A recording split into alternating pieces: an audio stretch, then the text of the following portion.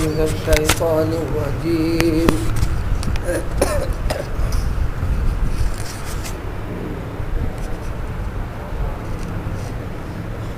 ضرب الله مثلا للذين كفروا امرأة نوح وامرأة لوط كانتا تحت عبدين من عبادنا صالحين فخانتاهما فلم يغنيا عنهما من الله شيئا وقيل ادخلا النار مع الداخلين.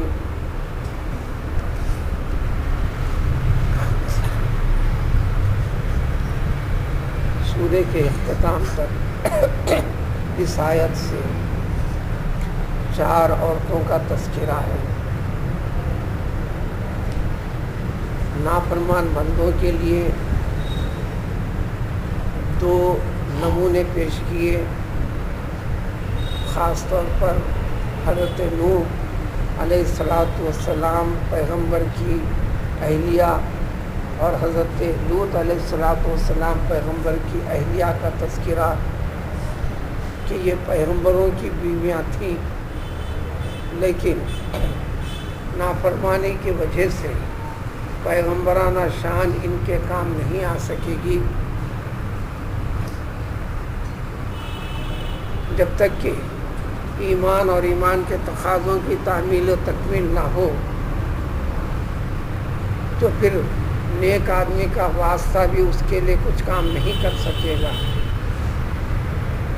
اس کا مطلب یہ ہوا کہ ایمان اور ایمان کے تقاضوں کی تعمیل اور تکمیل ہوتی جائے اور پھر نیک آدمی کا ساتھ بھی ہو تو یہ فائدہ دیتا ہے.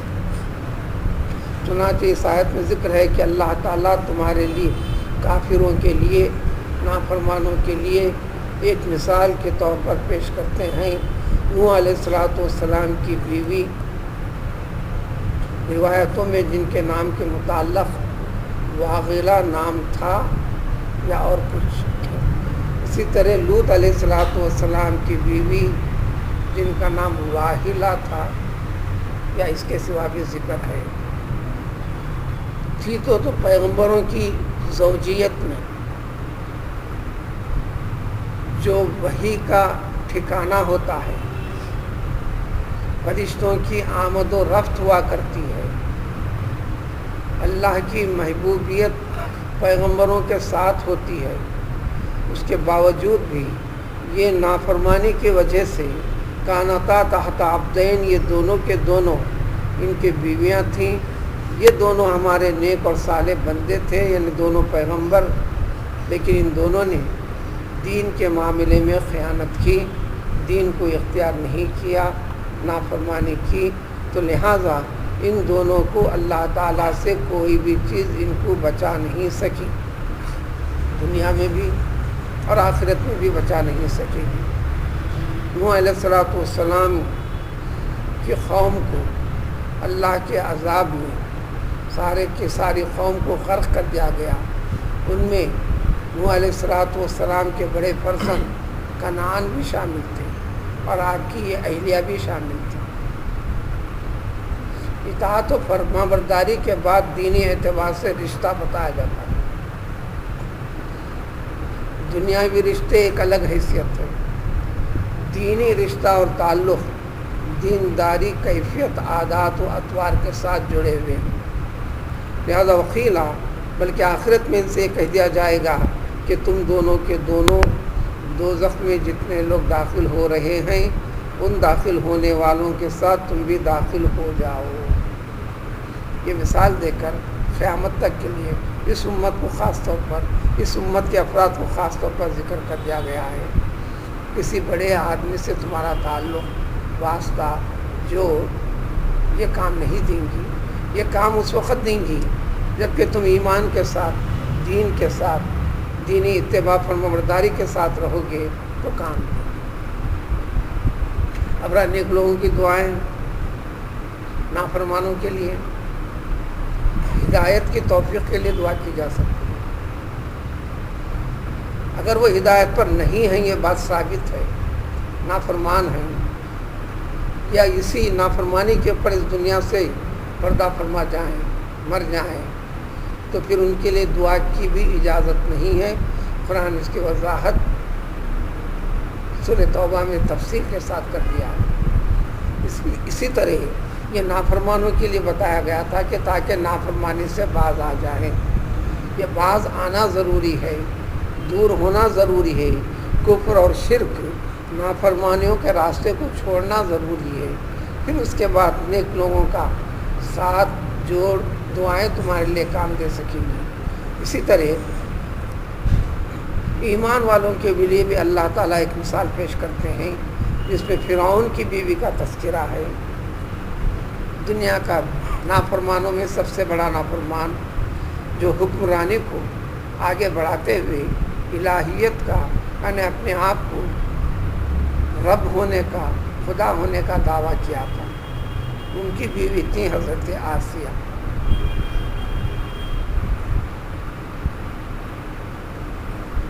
قرآن جگہ جگہ اس واقعے کے متعلق ذکر کرتا ہے کہ جادوگروں کا ہزاروں کی تعداد میں جادوگر جمع کیا تھا موسیٰ علیہ السلام کے مقابلے میں۔ اللہ تعالیٰ نے موسیٰ علیہ السلام کو معجزہ دیا تھا عصا کا۔ جب وہ ارادہ کر کر نیچے ڈال دیتے تو حقیقی اژدھا سانپ بنتا تھا، اور یہ حقیقت تھی، جادو نہیں تھی۔ فرعون نے، دوسروں نے ظاہری طور پر اس کو جادوگری سمجھا۔ مقابلے کے لیے ہزاروں کی بڑی تعداد میں ماہرانہ جادوگروں کو جمع کیا۔ تمام جادوگروں کی بڑی تعداد جتنے جمع ہوئے تھے، تمام ان کا جادو کا طلسم ٹوٹ گیا اور حقیقت سمجھ میں آ گئی جادوگروں کو، تو فوراً وہ ایمان لے آئے۔ تو اس وقت حضرت آسیہ جو ان کی بیوی تھیں، ایمان کو دل میں چھپائے ہوئی تھیں، اب ان کے انجام کی پرواہ کیے بغیر انہوں نے بھی اعلان کر دیا، انہوں نے بھی ایمان کا اعلان کر دیا۔ جو سزائیں جادوگروں کو دیا تھا وہ سزا فرعون نے اپنی بیوی آسیہ کو بھی دیا۔ کھیلے ٹھوکے، طرح طرح کے عذابات پہنچائے، پھر آخر میں ایک بڑا پتھر ان کے اوپر ڈالنے کا حکم دیا اور ڈال دیا گیا، اس طرح ختم کر دیا گیا۔ لیکن روایت میں اتنا ہے کہ وہ پتھر گرنے سے ذرا پہلے اللہ تعالیٰ نے حضرت آسیہ کو روح قبض کر دی، یعنی جان نکل گئی۔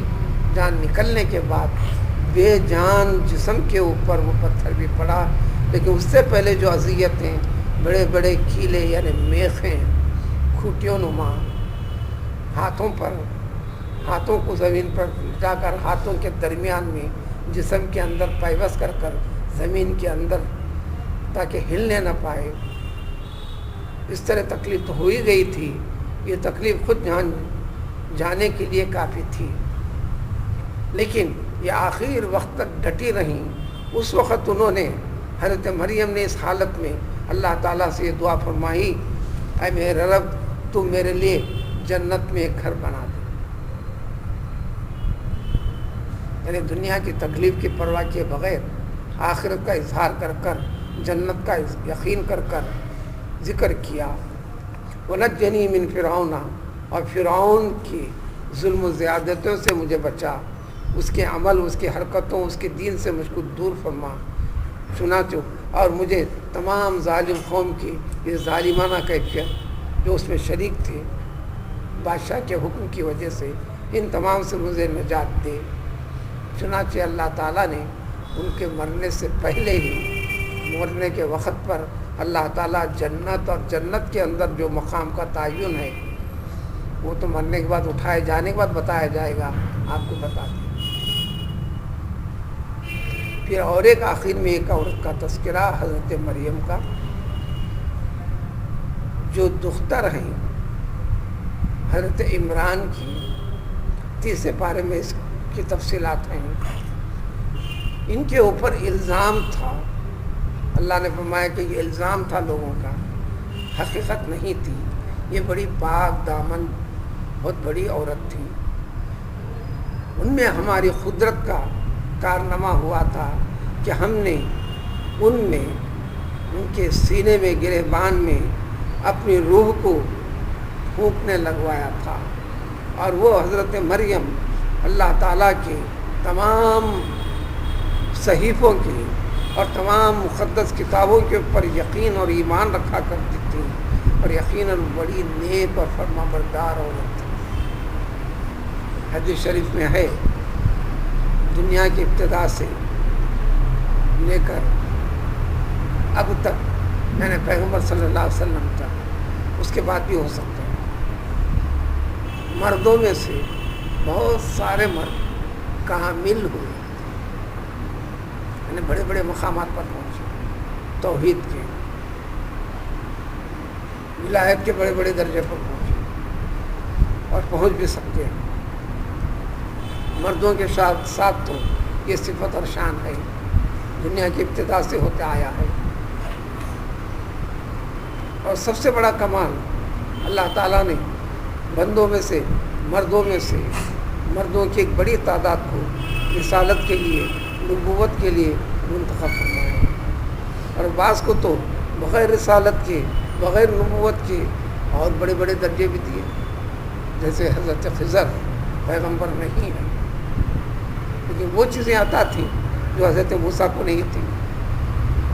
موسیٰ علیہ السلام کی شان و صفت ایک خاص تھی، اس سے آگے بڑھ کر ایک شان و صفت حضرت خضر کی تھی۔ حضرت لقمان کا تذکرہ کلام پاک میں ہے، جن کے بارے میں پیغمبر کے ہونے کی تصدیق نہیں ہے، لیکن اللہ کے نیک اور صالح بندے ہونے کا تذکرہ ہے۔ یعنی مردوں میں بہت سارے مرد کامل ہوئے، لیکن عورتوں میں صرف اور صرف 2 عورتیں کامل ہوئی، یعنی پیغمبر علیہ السلام کے زمانے سے پہلے کا تذکرہ۔ پھر اس کے بعد احادیث سے حضرت فاطمہ رضی اللہ تعالیٰ عنہ کا تذکرہ آ جاتا ہے، حضرت خدیجہ کا بھی آ جاتا ہے۔ تو 2 عورتیں کامل ہوئی، یعنی نبوت والی شان اور صفت جیسے کمالات اللہ تعالیٰ نے ان کو عطا فرمائے جو نبیوں کے لیے ہوتے ہیں، اس جیسے کمالات، شان اور صفت ان 2 عورتوں کو اللہ تعالیٰ نے عطا کیا۔ پورے اس سے پوری دنیا میں صرف 4 عورتوں کا تذکرہ ہے، ان میں سے رسول اکرم صلی اللہ علیہ وسلم کے زمانے سے پہلے کی 2 عورتوں میں سے حضرت مریم کا قرآن میں بار بار تذکرہ ہے جو بنت عمران ہیں، اور حضرت آسیہ جو یہاں پر اس آیت شریفہ میں ہے، اوپر کی گزری آیت میں، یعنی فرعون کی بیوی کا۔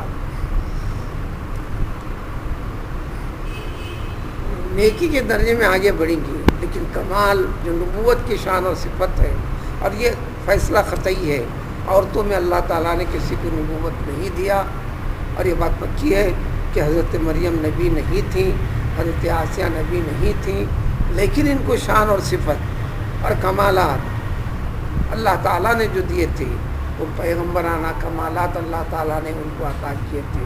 الغرض نیک عورتوں کا بھی تذکرہ اللہ نے کیا، بری عورتوں کا بھی تذکرہ کر دیا، صرف چند تذکرے مثال اور نمونے کے طور پر ہیں۔ ان نمونوں اور مثالوں کو رکھ کر دنیا کی زندگی میں تمام عورتوں کے لیے اور تمام آدمیوں کے لیے جو نیک ہیں ان نیکوں کے لیے مثال، جو برے ہیں ان بروں کے لیے جو مثالوں کے طور پر پیش کر دیا، تاکہ برے ان مثالوں کو نمونہ بنا کر اپنی برائی کو دور کرے تو دنیا کے اندر توبہ قبول ہو جائے گی، اگر نہ کریں تو ان جیسا انجام ہوگا۔ اور نیک لوگوں کے لیے یہ شان اور صفت ذکر کر دی گئی کہ تم نیکی کے اندر آگے بڑھتے چلے جاؤ، قائم اور باقی ہوتے چلے جاؤ۔